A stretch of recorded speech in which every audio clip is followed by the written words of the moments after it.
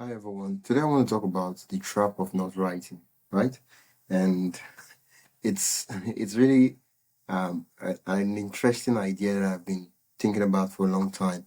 And yeah, because it's what I'm experiencing. And I look at it, sometimes you have a thought and you think about something, you can articulate that this thing is not what you should be doing, yet you do that thing, right?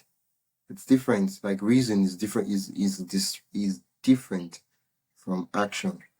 Like they're not synced together. What you reason isn't what you do, right? What you try to convince yourself isn't exactly what you're doing, right? What you're thinking in your mind is not what you're doing. So what's the trap of not writing? And for most of us, it's different reasons, right? There is this idea that I used to have that, oh, when I over time when there's life experience, when I get old, I travel the world, I'll get so many experience to write about, right? I'll have so many experience, so many things that I would have done to write about. But you see, the problem isn't necessarily a problem of experience. There are experience everywhere. There's so many authors who the stories they wrote were not exactly the story they lived, right? They wrote historical fiction, right? Stories of a time in which they were not even present in, and all they had to work with was simply interview, research, and a lot of research. Yeah, that's what historical fiction is, isn't it? It's like if I wanted to write the historical fiction of World War II, right? Like, dude, what do I know about World War II? Right? It will be research and a ton of research and a ton of research. And if there's anybody alive from World War II, I could interview them. But that would still be research, right? And there's so many historical fiction that have done really well. And when you read them, they are absolute like masterpieces. But the one would ask that, okay, but it's not exactly the author's life experience, right? And for most of us, we're like, okay, I think people tell us that we have to write from our own experience. And the funny thing about writing is that there's so many advice everywhere. And I feel that when people advise, they're simply giving advice to themselves, to their past selves, right?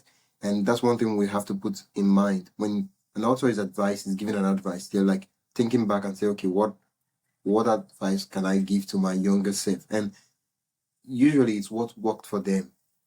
And one thing I've noticed about being an author is that there is no one true path to being a writer. The only one true path that we can all agree on is writing. That's the only true path. Because I've seen authors that did not get an MFE, that's a Master of, what's MFE? Master of Fine Arts, yeah, Master of Fine Arts. Or more like creative writing, right? There are those who got it and they went hard and to write excellently well. And there are those who did not even study anything related to writing in the university and they're still doing well. So one would ask, okay, maybe I don't need to study creative MFA. Maybe I need to study MFA. Right? So it's a question, right? Because it's not like this is the path, this is the one and only true path. No. The other thing that we can all agree on is that every writer has to write. Like, yeah, you have to write, right? Yeah. And the problem with the trap of not writing is this. We believe that we need more experience in order to get better at writing, in order to write something that is worthy to be read. But the trouble here is that because we do not write, we do not even know our inadequacies. It is not even revealed to us because we do not write. Because it's when we start writing, like, oh, that's true. I think my dialogue, I need to work on that. My description is a bit, is a bit lanky. I need to work on that. That's when you even get feedback. That's when you even have time to go back and say, okay, well, if I did this stuff, what would it look like, right? We are not, those things are not revealed to us. And so as long as we don't write, we are perfect. We are not subject to ridicule. We're not subject to mockery. We cannot fail as far as we don't write. And I think that's inherently that's what we all run from. Like, because if you don't write, if there's not to show, you are not yeah, you can't fail. There's nothing for anybody to critique. There's nothing for because like imagine everybody's criticizing the writers that, oh, you did that stuff, that's absolute trash. And then you look at me and like, have you written? What have you written? I'm like, no, I've not written anything. And like, yeah, and you just smile and move on. There's nothing to criticize. But if I read something you're like, stuff is absolute nonsense, right? I think that inherently is what we are afraid of. And for me, the question I keep asking, and there are two questions that are popping in my head right now. And the first question I will address that, and probably the second question I will highlight on the second question, and then in subsequent episodes I would go deeper in those questions. The first question I do have is, what does it, what does the life of a professional writer look like, right? What does it look like, right? Because yeah, what does it look like? Because for us, for most of us, we are writers who write as a hobby on the side. It's not exactly what we do, right? And so for some reason we can hide, right? What if writing was our job? What if that was what we did, right? How would we approach it? Like, would it be different if it was a full-time job, was writing, editing, that was what we did? Well, how would we approach it differently? Would anything change? Or would it still be the same when you need to write and you need to write this week and publish your work this week and send it out for publication this week? What would you say? Actually, right? It's different. The way we approach it is different. And I think the reason why we can afford to say, oh, I'm looking for inspiration, I cannot write, is because we have the luxury of doing that. If we cannot afford that luxury, we won't do that, right? Because there was a time, I think Charles Dickens, there was a time where he got an opportunity to publish in series his novel in I think a magazine, something like that, and he would get paid. So what he did was that he had a column, and every was it a column, I don't know, but a section in the newspaper, and every week, I don't know the frequency of when the magazine was published, he would write the stories like in series, more like if I'm writing a full novel, right? I'll write, let's say I published chapter 1 and today, and then chapter 2, and then chapter 3, and over the issues of the magazines, I would have completed my novel. And so the question I keep asking is, that guy did not exactly, wow, like, how did you even do that? Like, how did, wow, I think we have the luxury. And so for me, I keep asking myself is, how can I put myself in a place where I do not have that luxury of saying, oh, I need to simmer down the idea for it to come fully formed. How can I put myself in such a place? I think probably it could be giving yourself a system that even in your lowest days you can do, and then committing towards it. Let's say, for example, you say every week I'm going to write a short story and I'm going to send it out, right? It's a different goal entirely, right? Every week, not every day, not every hour, but every week, or probably every 2 weeks or every month. You're going to write a full-fledged short story of 6,000, 8,000 words or 7,000 words, and you're going to send it out, right? It's different. It becomes, yeah, it's different. I think accountability plays a big role in the whole idea, right? Plays a big role in the whole idea. Because the other thing that I was thinking of is, with the trap of not writing, it's a perpetual cycle that you never get to leave because you are not good, so you don't write. And because you don't write, you don't get good at writing. And so the cycle just keep on moving and moving. And then years pass and you're like, oh, I really wanted to write, but I just the writing is one of those professions that it's really easy to do, right? In order to be a writer, you don't necessarily need, unlike, think for example, filmmaking, right? Then if you want to be a filmmaker, you need camera and a host of other things. Of course, there are budget stuff, you can do budget stuff too, but you need some things, right? For most professions, you need certain things like you need to get some things. But with writing, you need a pen and paper, and in most places of the world, pen and paper is cheap, right? Yeah, it's cheap. And even if you can't even afford paper, let's just assume, I don't know, because I cannot generalize and say, oh, in the whole world, paper is cheap because where I am, paper is cheap. No. Let's say paper is expensive, right? You know, there were times where paper was expensive, like in the time of Leonardo da Vinci, paper was expensive, that he had to like draw, and was it paper or canvas? I don't know. He had to draw on top of drawings or paint on top of paintings. because it was just so expensive. So you had to like in order to practice. Okay, back to what I was saying. So let's say paper was expensive.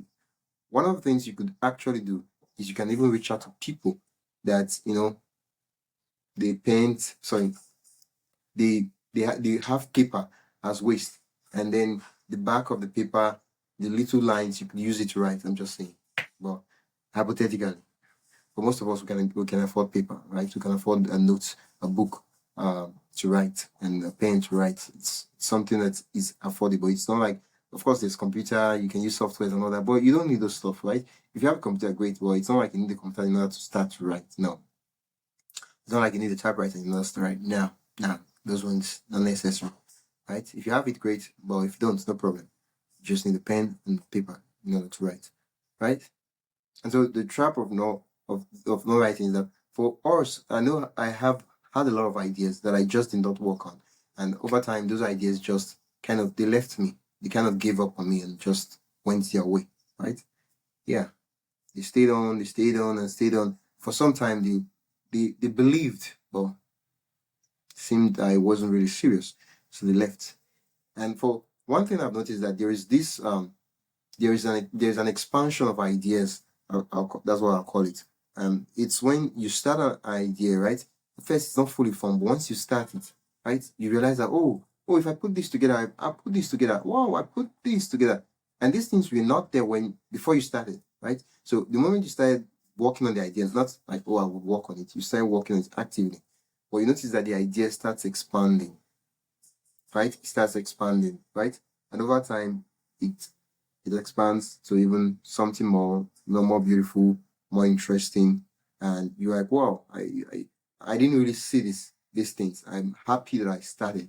If not, I probably wouldn't have known that these resources were out there for me, right? And thing is, if you feel well, and then right, and then and then, because I think if you're a beginner writer, for example, right?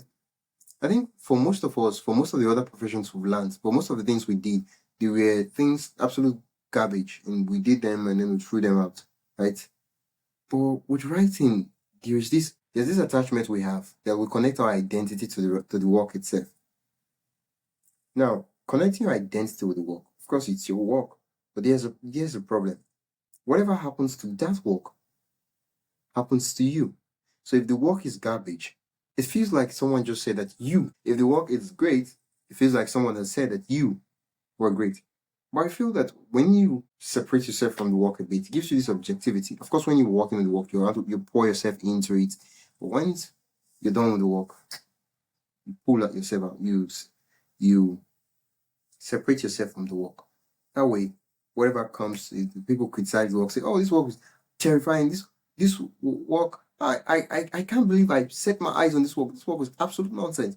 You're like, "Oh my God, my life. What would I do with my life?" Right? No, you're not doing those things, right? Because you are not the work, and the work is not you, right? So any attack on the work is not an attack on you, right? I think that in a way it's a way to like reframe everything and put it different, right? So as much as possible, we want to start with what works for us, right? And get writing. What's important is that we get writing and we're working on something. Because then once we're on a project, right, we might not be writing every day, but let's say your idea is to write a short story every week, right? What you notice is that over the week, your brain will just be thinking on an idea, like articulating these ideas, um, put the things in place in order, and then eventually when you sit to write, it just comes out as if it's fully formed, right? And then be like, oh, it takes me about 2 to 3 hours to write my story. Really? Maybe, maybe not. But thing is, not every part is the part, right? It's like, oh, this is what I did, this is what I did. This is what you did that worked for you. Not necessarily this is what everybody has to do, right?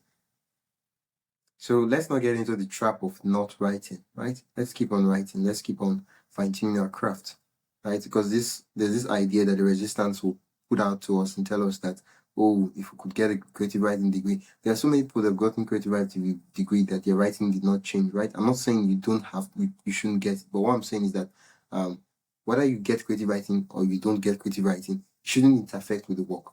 interfere with the work. So if you feel like, oh, I want to get a creative writing degree, it doesn't stop you from writing now, right? Yeah, it doesn't stop you. If you feel like, oh, I need to read this book on the top 10 principles of writing, it doesn't stop you from writing now. No. If you feel like I need to attend this workshop taught by this famous author who really knows the craft, it doesn't stop you from working on your writing itself. The funny thing is that even though when you go to those workshops, you still need to write. You can't escape from the practice. You can't escape from it. You can't. There's nothing you could possibly do that would make you escape from it, right? And with that, I'd say let's not fall into the trap of trying to look for a perfect story, try to look for a time where we are perfect in terms of skills to run away from actually writing. As writers, that's what we do, that's our identity. And I think that we need to realign and ask ourselves this question: do I have the luxury of not writing? And how can I put myself in a place where I have the luxury of writing and not the other way around? So far, I've been Michi, and you've been listening to the Good Writing Podcast. And until next time, keep writing.